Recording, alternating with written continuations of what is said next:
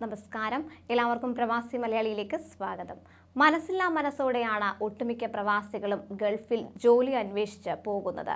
സ്വന്തം കുടുംബത്തെയും ഭാവിയെയും കുറിച്ച് ചിന്തിക്കുമ്പോൾ പിന്നെ എന്തു തന്നെയായാലും പിന്നോട്ടൊന്ന് ചിന്തിക്കില്ല.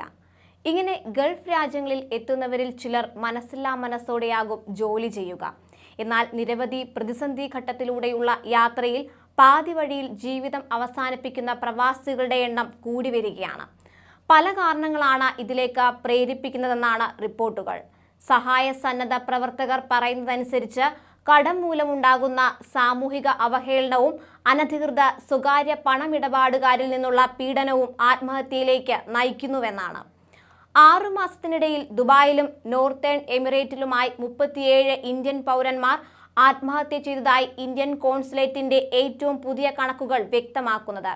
2007 മുതൽ കഴിഞ്ഞ വർഷം വരെ ഇന്ത്യക്കാർക്കിടയിൽ 700 ആത്മഹത്യകൾ റിപ്പോർട്ട് ചെയ്തിട്ടുണ്ട്. തിരിച്ചടയ്ക്കാത്ത വായ്പകളിൽ നിന്നോ മറ്റ് സാമ്പത്തിക സമ്മർദ്ദങ്ങളിൽ നിന്നോ ഉള്ള കടമാണ് ആത്മഹത്യയിലേക്ക് നയിക്കുന്നത് എന്നാണ് വിവരം.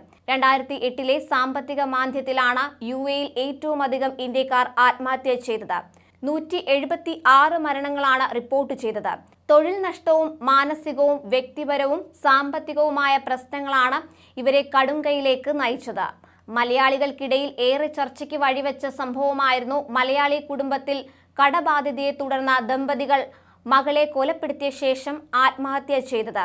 മലയാളികളായ നിർമ്മാതാവ് സന്തോഷ് കുമാറും ഭാര്യ മഞ്ജു മേനോനും കടബാധ്യതയെ തുടർന്ന് ആത്മഹത്യ ചെയ്യുന്നതിന് മുൻപ് 9 വയസ്സുള്ള മകൾ ഗൗരിയെ ശ്വാസം മുട്ടിച്ച് കൊലപ്പെടുത്തുകയായിരുന്നെന്ന് പോലീസ് പറയുന്നത്.